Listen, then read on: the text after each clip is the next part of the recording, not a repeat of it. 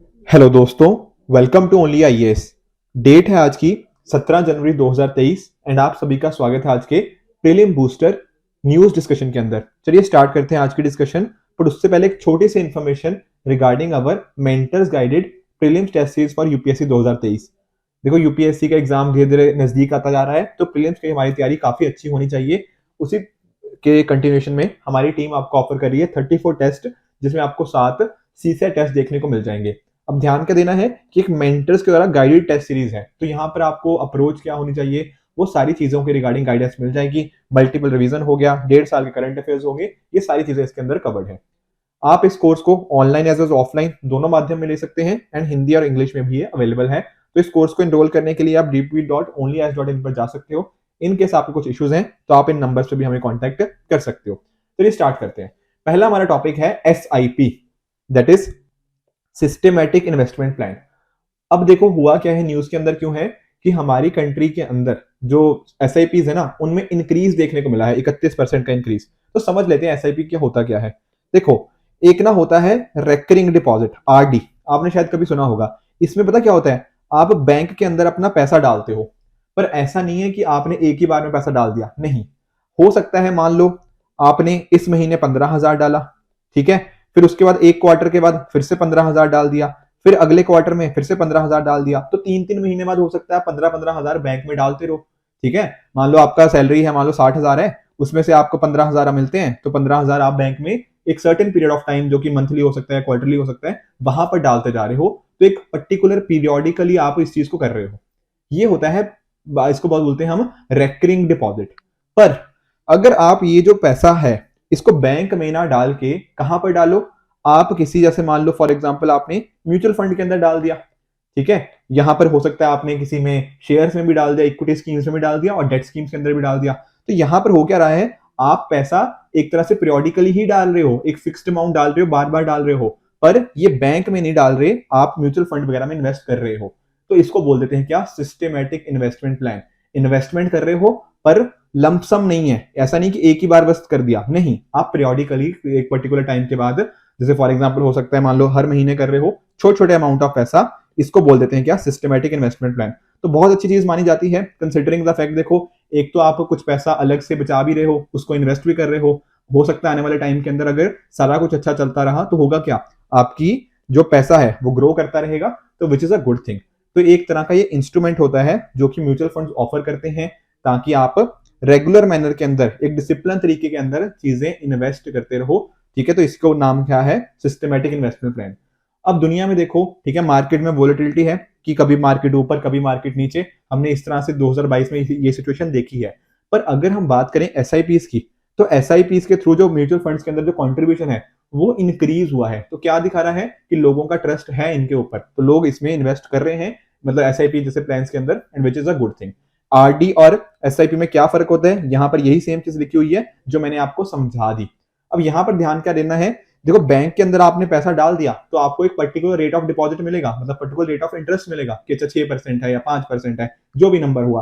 पर यहां पर क्या है, आपने पैसा डाला है म्यूचुअल फंड्स के अंदर, आपने इन्वेस्टमेंट के अंदर किया है ना, तो ये किसके ऊपर डिपेंड करते हैं, आप जानते हो, mutual funds are subjected to market risk. तो अगर मार्केट ऊपर गई तो आपके पैसे की वैल्यू बढ़ेगी। हो सकता है अगर ओवर द टाइम, हो सकता है कई केसेस में अंदर अगर मार्केट नीचे जाती है तो आपके पैसे में थोड़ी कमी भी आ सकती है, क्योंकि थोड़ा सा रिस्क तो मार्केट के रिगार्डिंग यहाँ पर डेफिनेटली रहता ही है।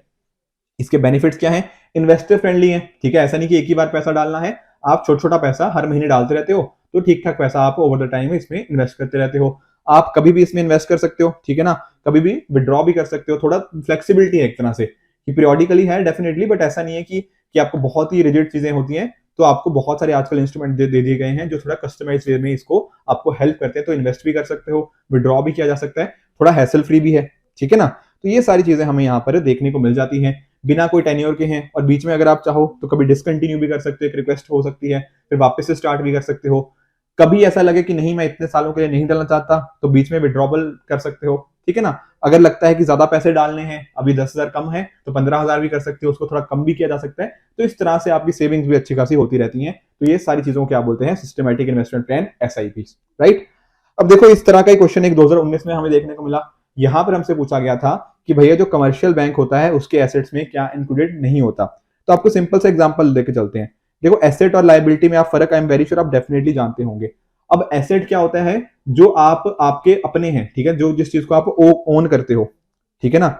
On the other hand liabilities ऐसी चीजें होती हैं जो आपने सामने वाले से किसी पे, मान लो किसी से कर्ज ले रखा है, उसको हम लायबिलिटी बोलते हैं। जैसे फॉर एग्जाम्पल आपकी गाड़ी है, आपका घर है, या फिर कुछ भी आपकी बिल्डिंग है, या आपके हाथ में जो कैश वगैरह है, ये सारे क्या है, ये आपके एसेट्स हैं, ठीक है। या फिर इसके साथ ही आप नोटिस करो, अगर मान लो आप एक पर्सन हो, आपने किसी को लोन दिया, इसको क्या हुआ, आपने इसको लोन दिया ना, बदले में क्या करेगा, आपको कुछ पैसा रिटर्न करेगा विद इंटरेस्ट। तो आपने अपना पैसा जब इसको दिया तो वो क्या हो गया कि लोन हो गया। तो लोन आपके लिए क्या हुआ, एक एसेट हुआ। क्यों एसेट हुआ, क्योंकि आपको कुछ पैसा मिलने वाला है कहीं और से, आपने उसको लेंड किया ना, आपको पैसा मिलेगा विद इंटरेस्ट। वेयर एज इस बंदे के ऊपर एक तरह की क्या है, एक लायबिलिटी है। लायबिलिटी क्यों है, क्योंकि इसने रिटर्न करना है ना इसको पैसा, तो ये ओ करता है किसी को, तो इसका मीनिंग होता है एसेट और लायबिलिटी के लिए। अब बैंक्स के केस में देखो, बैंक क्या करता है, बैंक किसी पर्सन को मान लो पैसा लोन पे दे रहा है, तो डेफिनेटली बैंक के लिए क्या हो जाएगा, ये एक एसेट हो जाएगा, क्योंकि बैंक का एक कमाई का एक जरिया है। तो इसी को क्या बोल देते हैं हम, एसेट्स। अब देखो एडवांसेस, एडवांसेस का मतलब वही होता है लोन्स। जो लोन होता है डेफिनेटली वो एक जो लोन होता है वो एक एसेट ही है। Whereas on the other hand जब हम बात करते हैं डिपॉजिट की, अब मान लो आप एक डिपॉजिटर हो, तो एज अ डिपॉजिटर आपने क्या किया, आपने बैंक के अंदर कुछ पैसा जमा कराया। अब बैंक की जिम्मेदारी क्या है कि बैंक आपको आपका जो पैसा है वो रिटर्न करेगा विद इंटरेस्ट। तो यहां पर क्या हुआ, बैंक के ऊपर एक तरह की क्या हो जाती है, लायबिलिटी, कि उसने क्या करना है, डिपॉजिटर का पैसा रिटर्न करना है। तो भैया जो डिपॉजिट्स होते हैं ना, वो एसेट नहीं होते, वो क्या होते हैं, लायबिलिटी होते हैं। तो इसलिए आंसर क्या इसका बन जाएगा, option number B. Easy question है, एसेट लायबिलिटी का मतलब पता है तो आसानी से आंसर तक पहुंच जाओगे। चलते हैं अगले टॉपिक की तरफ, that is inland waterway authority of India. देखो आप एक ना इस क्रूज के बारे में जानते होंगे, एमवी गंगा विलास क्रूज। दरअसल में देखो जी, इसको ना दुनिया का सबसे लॉन्गेस्ट क्रूज बोला जा रहा है। एक्चुअल में है क्या, ये जो क्रूज है ये इंडिया और बांग्लादेश को कवर करेगा। जो अलग अलग टूरिस्ट स्पॉट्स हैं, नियरली 50 से भी ज्यादा जो इंपॉर्टेंट साइट्स हैं, including the world heritage site, वहां पर जाएगा, ठीक है ना। तो गंगा हो गया, इस तरह से ये इसको पूरा ट्रांसवर्स करते हुए जाएगा। तो नियरली हम एक्सपेक्ट कर रहे हैं कि नियरली 3200 किलोमीटर का जो डिस्टेंस है वो 50 दिनों के अंदर ये कवर करेगा, growing through nearly 27 river system. तो काफी एक अच्छा क्रूज है, काफी लग्जरियस क्रूज आप मान सकते हो। तो इस तरह से ये मूव करेगा। अभी रिसेंटली क्या हुआ था, कुछ ऐसी रिपोर्ट्स आई थी जिन्होंने बात करी थी कि जो क्रूज शिप है ना, ये स्टक कर गई है गंगा के अंदर, ये मतलब रुक गई है एक तरह से, या फिर इसको कह लो कि फंस गई है। पर जो inland waterway authority of India है, इन्होंने इस रिपोर्ट को खारिज कर दिया, बोल दिया कि ऐसा नहीं है। तो हमने एमवी गंगा क्रूज भी समझ लिया। अब inland waterway authority of India को थोड़ा समझ लेते हैं। ये जो पर्टिकुलर अथॉरिटी थी, ये 1986 में हमें एग्जिस्टेंस में आती हुई देखने को मिलती है through an act, that is inland waterway authority of India act 1985। तो एक्ट है, क्या हुई है, क्या हुई, एक तरह से स्टैट्यूटरी बॉडी हो जाएगी। मैं स्टैट्यूटरी बॉडी का मीनिंग आपको पहले भी बता चुका हूं, जो एक्ट के थ्रू बनती है। अब इसका काम क्या होगा इस inland waterway authority of India का, कि जो हमारे इनलैंड वाटरवेज है ना, वहां पे शिपिंग कैसे होती है, नेविगेशन कैसे होती है, उसका डेवलप करना, उसको रेगुलेट करना। तो पूरा ये जो इनलैंड वाटर ट्रांसपोर्ट है ना, उसको कैसे मैनेज किया जा पाए, इंफ्रास्ट्रक्चर कैसे होगा, तो ये सारी चीजें इनके अलग अलग प्रोजेक्ट इसके द्वारा देखे जाते हैं। तो देखो इसकी जो पेरेंट डिपार्टमेंट है वो कौन से, पेरेंट मिनिस्ट्री कौन सी है, ministry of ports, shipping and waterways, यही सारी चीजें इसके रिगार्डिंग करती हैं। हेडक्वार्टर्स आपको नोएडा में देखने को मिल जाएंगे। फंक्शंस देखो काफी इजी है समझ रहे हैं, ठीक है ना। इनलैंड्स के रिगार्डिंग जो भी काम है, इंफ्रास्ट्रक्चर हो गया, सर्वे हो गया, रेगुलेशंस हो गया, देखो इस तरह से बहुत सारे काम हो सकते हैं। बट आप समझ गए हो कि क्या हाँ किस चीज के साथ रिलेटेड है। इसी तरह से यहाँ पे आपने नोटिस किया हाइड्रोग्राफिक सर्विस, ठीक है। जैसे फॉर एग्जांपल आपके ओशन हो गया, आपके सीज हो गया, या फिर इन सभी चीजों को हम ना हाइड्रोग्राफी की स्टडी के अंदर हम बात कर लेते हैं। जो हमारी साइंस होती है ना, जो देखती है कि अच्छा फिजिकल फीचर्स कैसे हैं ओशंस के अंदर, सीज के अंदर, लेक्स, रिवर्स, और इसके साथ ही साथ कुछ तरह की प्रिडिक्शंस भी करनी पड़ती हैं। तो वो सारी चीजें हाइड्रोग्राफिक सर्वेस के अंदर आ जाती हैं। तो ये सारे अलग अलग काम होते हैं inland waterway authority of India के। चलते हैं अगले टॉपिक की तरफ, दैट इज इजिप्ट। अब देखो इजिप्ट थोड़ा न्यूज में है, हमें समझना पड़ेगा।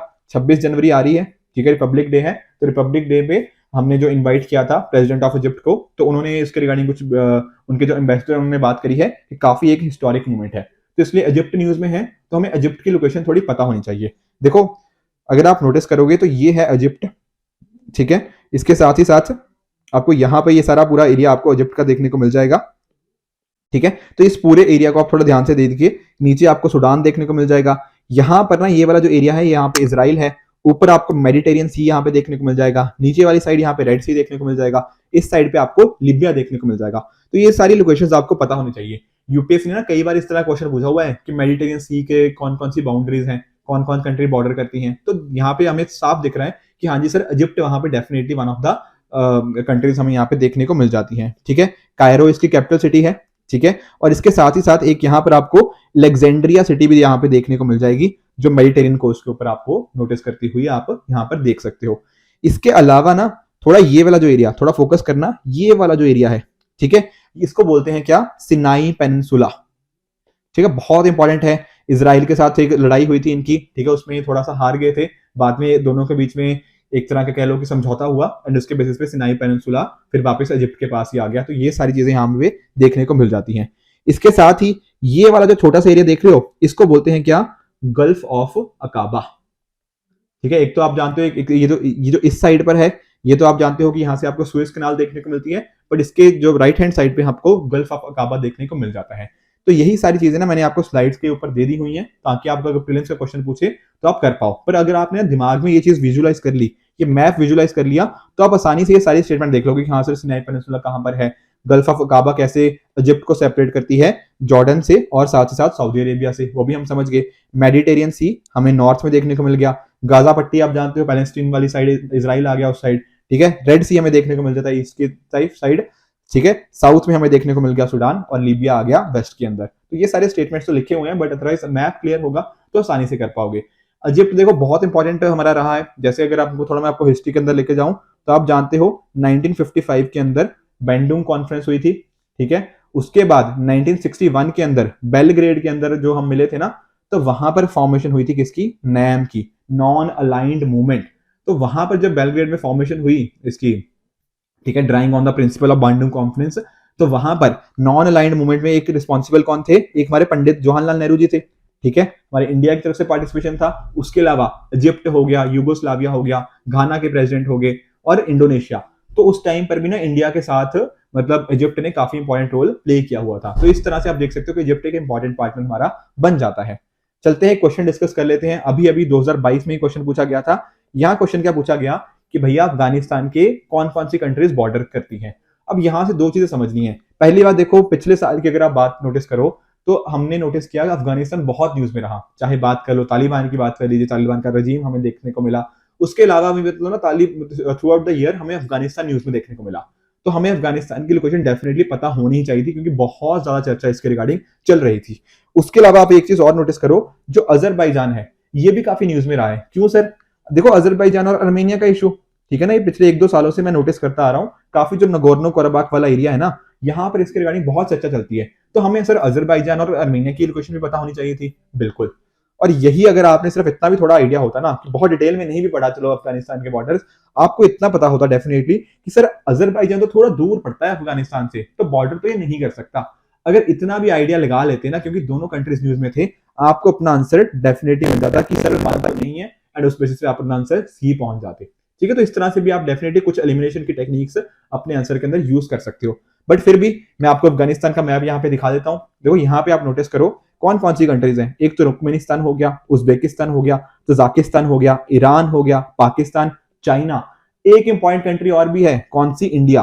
मैंने देखो बहुत बार नोटिस किया है कि लोग हमारे प्यारे भारत को भूल जाते हैं कि हमारे प्यारे भारत की भी बाउंड्री टच होती है अफगानिस्तान के अंदर। काफी बार ना गड़बड़ कर देते हैं, पर नहीं, अभी करंटली आई अंडरस्टैंड हमारा जो हिस्सा है, ठीक है ना, तो ये अभी हमारे कंट्रोल में नहीं है, बट डेफिनेटली कश्मीर हमारा ही हिस्सा है। तो कोई आपसे पूछे कि क्या अफगानिस्तान के साथ इंडिया की बॉर्डर टच होती है, the answer is yes, we do have a border with Afghanistan. ये आपको ध्यान में रखना है। तो सर इसका आंसर क्या हो जाएगा? आंसर हो जाएगा ऑप्शन नंबर सी, 3, 4 एंड 5। चलते हैं अगले टॉपिक की तरफ, डिस्कस कर लेते हैं क्रोकोडाइल की स्पीशीज के रिगार्डिंग। अभी देखो एक एनुअल रेप्टाइल सेंसस हुआ था। रेप्टाइल आप जानते हो जो कोल्ड ब्लडेड होते हैं, ठीक है, और उनका जो स्किन होती है हमें स्केल्स की फॉर्म में देखने को मिल जाती है। जैसे फॉर एग्जांपल क्रोकोडाइल हो गया, स्नेक्स हो गया, उसके रिगार्डिंग सेंसस हुआ था। तो हमें यहाँ पे नोटिस करने को मिला कि जो भीतरकनिका नेशनल पार्क हो गया, या फिर उसके उड़ीसा के आसपास के एरियाज हैं, वहां पर इनकी जो क्रोकोडाइल, स्पेशली बात करूं सॉल्ट वाटर क्रोकोडाइल की जो संख्या थी, उसमें हमें हल्का सा इंक्रीज देखने को मिला है। अब देखो क्रोकोडाइल क्या होते हैं, आप जानते हो सेमी एक्वेटिक रेप्टाइल होते हैं। सेमी एक्वेटिक मतलब कि कुछ लैंड के ऊपर भी रहते हैं, पानी के अंदर भी रहते हैं, तो उनकी बात करी जाती है। तो यहाँ पर चाहे अफ्रीका हो गया, एशिया हो गया, अमेरिका, ऑस्ट्रेलिया, इनके ट्रॉपिक एरियाज में हमें ये देखने को मिल जाते हैं। अब यहाँ पर ये हर जगह देखो, रिवर हो गया, फ्रेश वाटर लेक्स हो गया, ब्रैकिश वाटर, सॉल्ट वाटर, इनके वेटलैंड्स में देखने को मिल जाएंगे। ओडिशा की ना एक खासियत है, क्या खासियत है कि अगर आप बात करो इंडियन क्रोकोडाइल की तीनों स्पीशीज वो वहां पर उड़ीसा के अंदर मिलती हैं। सर ये तीनों स्पीशीज है कौन सी? देखो पहला है मगर या मार्श क्रोकोडाइल। अब थोड़ा ना मैंने यहाँ पे इमेजेस लगाई हैं, तो इमेजेस से भी आप थोड़ा आइडिया लगा सकते हो कि अच्छा सर इसको मगर बोलते हैं। अब ध्यान क्या रखना है, ये मेजर फ्रेश वाटर हैबिटेट्स में देखने को मिल जाएगी, एग ले करती है अपने साथ ही साथ, ठीक है ना। और इसका अगर आपसे पूछे कि सर मगर का IUCN स्टेटस क्या है, तो ध्यान रखना ये वल्नरेबल कैटेगरी के अंदर आती है। बाकी आप और भी देख सकते हो कि जैसे फॉर एग्जांपल कई बार फिशिंग नेट्स के अंदर ये फंस जाती हैं, ठीक है ना, ह्यूमन वाइल्ड लाइफ कंफ्लिक्ट हो गया, उसकी वजह से इनके ऊपर खतरा हमें देखने को मिल जाता है। थोड़ा ये मीडियम साइज के होते हैं, ठीक है। दूसरा जो टाइप है क्रोकोडाइल का वो है हमें घड़ियाल। देखो इसका आप देख सकते हो, फर्क देख सकते हो कि किस तरह से ये मगर से डिफरेंट है, ठीक है। तो यहाँ पे घड़ियाल के केस में क्या होता है, घड़ियाल को ना हम फिश ईटिंग क्रोकोडाइल भी बोलते हैं। और यहां जहां पर हमने घड़ियाल मिल गए, ध्यान रखना ये इंडिकेट करते हैं क्या कि वहां का पानी स्वच्छ है। अगर हमें घड़ियाल एक जगह पे मिलने बंद हो जाए, इसका मीनिंग क्या होगा कि वहां का पानी साफ नहीं रहा, ठीक है। तो ध्यान रखना कि क्लीन वाटर को इंडिकेट करते हैं, ठीक है। जो हमारे हिमालयन रिवर्स के हो गया फ्रेश वाटर्स, वहां पे हमें ये देखने को जनरली मिल जाते हैं। आप चंबल रिवर के बारे में जानते होंगे, ठीक है ना, वो मेजरली हैबिटेट माना जाता है घड़ियाल्स का। बट जैसे मैंने आपको बताया ना, ठीक है, उड़ीसा वगैरह में तो तीनों की तीनों टाइप्स मिलती है, तो डेफिनेटली वो भी यहाँ पर इंक्लूडेड आ जाएगा, ठीक है। बाकी इनको क्यों हंट किया जाता है, इनको हंट किया जाता है इनकी स्किन के लिए, ऐसा माना जाता है कुछ मेडिसिन के अंदर इनका यूज होता है। बाकी इनको एग्स के भी इनको कलेक्ट कर लिया जाता है, इनके एग्स को कंज्यूम किया जाता है, तो ये सारे इनके लिए थ्रेट्स बन जाते हैं।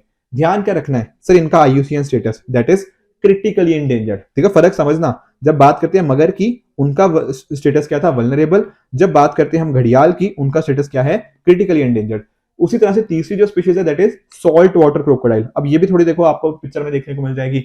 इनको क्या बोलते हैं, अर्थ की लार्जेस्ट लिविंग क्रोकोडाइल स्पीशीज, ठीक है। एस्चुरिन क्रोकोडाइल भी इनको बोला जाता है, इंडो पैसिफिक भी हो गया, मेरीन हो गया, तो ये सभी देखने को मिल जाते हैं। और ये वाले जो है ना सॉल्ट वाटर क्रोकोडाइल, इनको माना जाता है कि ह्यूमंस के लिए काफी ये डेंजरस होते हैं। आपको भीतरकनिका हो गया उड़ीसा के अंदर, सुंदरबंस हो गया, अंडमान निकोबार, यहाँ पर ये देखने को मिल जाएंगे। इनको हंट भी देखो इनकी स्किन के लिए ही किया जाता है, ठीक है। कई बार इनको किलिंग मार दिया जाता है, ये सारी चीजें। ध्यान रखने वाली बात क्या है कि यहाँ पर IUCN स्टेटस क्या है, लीस्ट कंसर्न, बहुत इंपॉर्टेंट है। तीनों में फर्क देख लो एक बार। मगर का क्या था, vulnerable, where on the other hand घड़ियाल का क्या था, घड़ियाल क्रिटिकल एंडेंजर्ड है, काफी ज्यादा इंपॉर्टेंट बन जाता है घड़ियाल। सॉल्ट वाटर क्रोकोडाइल का करंटली क्या है, लीस्ट कंसर्न। तो ये तीनों में फर्क भी हमें यहाँ पे पता होना चाहिए। आगे बात समझ में, ठीक है। उड़ीसा के पास ये तीनों की तीनों आपको देखने को मिल जाती है। चलते हैं अगले टॉपिक की तरफ, दैट इज वरुण एक्सरसाइज, ठीक है। अभी रिसेंटली क्या हुआ है, जो बायलेटरल नवल एक्सरसाइज है वो हमें देखने को मिली है बिटवीन कौन सी कंट्रीज, इंडिया एंड फ्रांस। देखो काफी और डिटेल्स भी दी है, पर जनरली यूपीएससी इसके रिगार्डिंग यही क्वेश्चन पूछता है कि अच्छा ये एक्सरसाइज किसके बीच में होती है। तो आपको ध्यान क्या रखना है, Varun exercise is between India and Nepal, एक तरह की नेवल एक्सरसाइज है। स्टार्ट कब हुई थी, 1993 के अंदर। बाद में इसका नाम 2001 में वरुण रख दिया गया, ठीक है, ताकि हम एक तरह का इंडियन फ्रांस के जो रिलेशनशिप है उसको हम बता पाए। अब ध्यान में रखना है कि इंडिया की तरफ से कौन है, यहां पर INS चेन्नई, ठीक है। ये एक तरह की क्या है, स्टेल्थ शिप। स्टेल्थ शिप क्या होती है, मतलब स्टेल्थ शिप डिस्ट्रॉयर है। स्टेल्थ देखो आप जानते हो कि जो ना रेडार से हो गया या फिर और जो अलग अलग टेक्निक्स हैं वहां से डिटेक्ट नहीं किया जा सकता, तो उनको डिस्ट्रॉय करने के अंदर इसका बहुत इंपॉर्टेंट रोल है। एक तरह की क्या है, इंडिजिनियस आपको डिस्ट्रॉयर ये देखने को मिल जाएगा। उसके अलावा भी हमारी तरफ से MiG-29 के फाइटर एयरक्राफ्ट हो गया, INS तेग हो गया, P-8I हो गया, ये सारे हमें देखने को मिलते हैं। सिमिलरली फ्रांस के भी उनके अपने अपने एयरक्राफ्ट कैरियर्स हैं जिनकी तरफ से कंट्रीब्यूशन देखने को मिलता है। अब ध्यान ये रखना है कि इंडिया फ्रांस के बीच में और भी ज्वाइंट एक्सरसाइज हैं, जैसे जो हमारी आर्मी एक्सरसाइज है दैट इज शक्ति। सिमिलरली हमारी air exercise desert knight 21 and Garuda, इनके नाम भी आप ध्यान में रखोगे। तो ये थे आज के टॉपिक्स। कल के लिए मैं आपको ये 5 क्वेश्चन दे रहा हूं, मेक श्योर कि आप इन पर्टिकुलर 5 क्वेश्चन के आंसर मुझे नीचे कमेंट सेक्शन में बताओगे, ताकि चेक करो कि आपने जो चीजें पढ़ी कितना आप उनको रिटेन कर पाए। कल के जो 5 क्वेश्चन दिए थे मैं आपको उनको क्लिप डालता हूं। पहला क्या था, मार्ग पोर्टल। क्या सर ये हाईवे के साथ था, नहीं सर, दिस इज फॉल्स। क्यों, क्योंकि देखो मार्ग की मैंने आपको फुल फॉर्म बताई थी। फुल फॉर्म क्या थी, mentorship, advisory, assistance, resilience and growth. और इस पे मैंने क्या बात करी थी कि यहां पर बात क्या हो रही है, बात हो रही है जो स्टार्टअप के रिगार्डिंग जो है ना, उनको किस तरह से हम मेंटरशिप के रिगार्डिंग फैसिलिटेट कर पाए, ये बात हो रही थी। तो हाईवे कंस्ट्रक्शन के ऊपर नहीं था, ये स्टार्टअप्स को मेंटरशिप के रिगार्डिंग था, तो ये स्टेटमेंट फॉल्स है। दूसरा क्या था, FSIB। Financial services institution bureau, इसको डीएफएस के अंदर सेटअप किया गया था। यस दिस इज ट्रू, ठीक है, department of financial services, that is correct. तीसरा स्टेटमेंट, माघी मेला, क्या ये अगस्त सितंबर में होता है? नहीं सर, ये फॉल्स है। क्यों? मैंने आपको बताया था, जनरली ये जनवरी के महीने के अंदर ही हमें देखने को मिलता है। जो माघ मंथ होता है ना, जो नानक शाही कैलेंडर होता है, उसमें जो माघ मंथ होता है उस टाइम हम सेलिब्रेट करते हैं, जो जनरली हमें जनवरी के मंथ में देखने को मिल जाता है। उसी तरह से 5G टेक्नोलॉजी क्या लेटेंसी जो है 4G से ज्यादा है? नहीं, फॉल्स है। मैंने लेटेंसी का आपको मीनिंग भी बताया था कि कितना आपका गैप है, मतलब कितना टाइम लग रहा है। तो 5G के अंदर कम टाइम लगता है, तो it has a lower latency than 4G, तो ये फॉल्स हो जाएगा। लास्ट था हमारा कि इंडिया का पहला कॉन्स्टिट्यूशन लिटरेट डिस्ट्रिक्ट क्या केरला के अंदर था? बिल्कुल, मैंने बताया था सर कि कोलम जो है ना, उस पर्टिकुलर को हमने पहला डिस्ट्रिक्ट हम डिक्लेयर करेंगे, जो इंडिया का पहला कॉन्स्टिट्यूशन लिटरेट डिस्ट्रिक्ट होगा। क्या इंपैक्ट होगा वो भी हमने कल समझा था। तो सर ये स्टेटमेंट हो जाएगा ट्रू। ठीक है, ये कल के आंसर्स थे और ये पांचों क्वेश्चंस का मुझे आप आंसर नीचे कमेंट सेक्शन में बताइएगा। ठीक है, आपको इसकी पीडीएफ चाहिए होगी तो हमारे टेलीग्राम चैनल पे जाके इसकी पीडीएफ को भी आप एक्सेस कर सकते हो। कई बार हो सकता है कुछ थोड़ा डिले हो जाए, बट मैं कोशिश करता हूं कि आपको पीडीएफ जल्दी से जल्दी आपको प्रोवाइड कर दिया जाए। ठीक है फ्रेंड्स, तो ये थी आज की डिस्कशन। आई होप आपको आज का लेक्चर अच्छे से समझ आया होगा। इसी तरह से आप भी अपने एंड पे हार्डवर्क करते रहिए। Goodbye and good luck.